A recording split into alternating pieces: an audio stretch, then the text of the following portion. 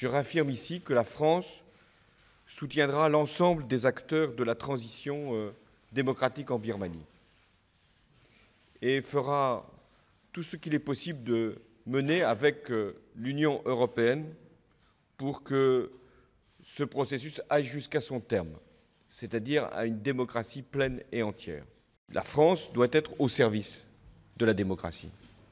Et tout ce qui peut être fait pour appuyer ou parfois faire pression sera fait avec le président birman qui a été présenté par Mme Aung San Suu Kyi comme un homme qui est sincère dans le mouvement qu'il a engagé.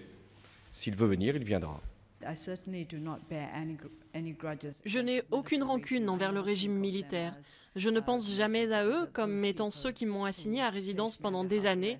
Ce n'est pas comme ça qu'on en arrive à la réconciliation nationale. Je pense à eux comme des gens avec qui je veux travailler pour apporter des réformes dans notre pays. Les gens se sentent plus investis dans un mouvement s'il a un visage humain. Et je crois que je représente le visage humain du mouvement pour la démocratie en Birmanie. Et je crois que cela devrait rester ainsi.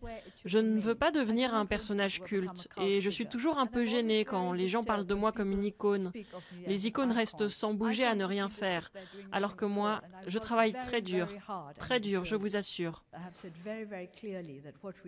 Je l'ai dit très clairement, nous voulons des investissements qui soient bons pour la démocratie et pour les droits de l'homme, des investissements solidement basés sur les meilleures pratiques qui protégeront l'environnement ainsi que les droits de l'homme.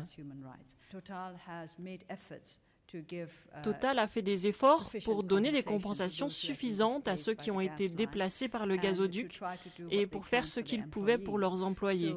Nous voulons donner à tout le monde l'opportunité de faire des affaires qui renforcent notre processus démocratique.